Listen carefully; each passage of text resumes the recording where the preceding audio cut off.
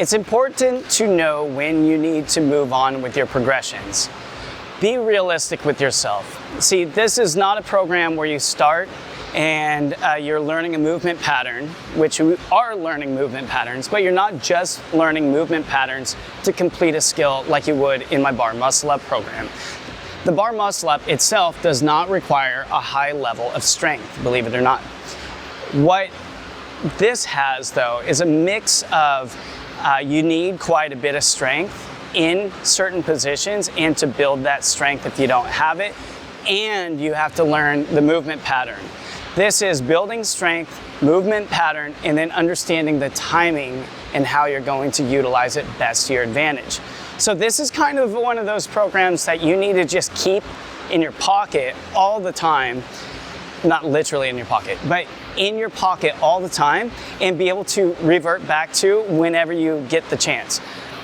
None of these positions are going to be easy. You will need to use bands, you will need to spend extra time, you will need to take breaks.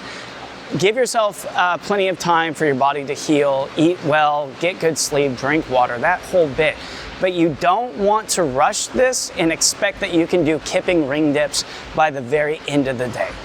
You may be able to, but from my experience, since this is something that I teach on a regular basis during seminars, I wouldn't expect that from anybody. I also get very fatigued when I do a kipping ring dip session and I'm just showing people what to do and I'm not doing all the reps. So understand that these are kind of hard on your body, but there is a huge strength element to it. But it's not strict strength. There is strict strength, but there's not a huge strict strength element to it. This is dynamic bouncing of the muscle. It's the recoil of the muscle fibers and the tendon in extended positions, like at the bottom of the kipping ring dip in the catch position.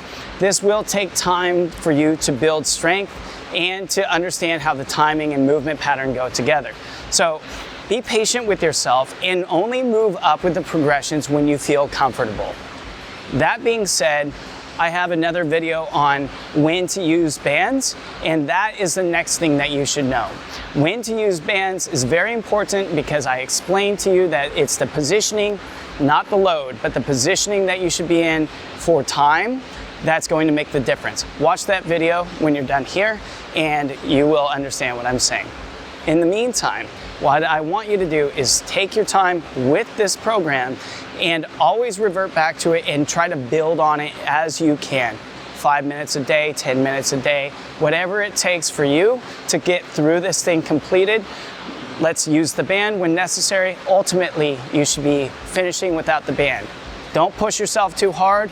Give yourself plenty of rest, but continue the program all the way until it's finished, and you will have all the kipping ring dips that you need for your ring muscle ups or ring dip type workouts.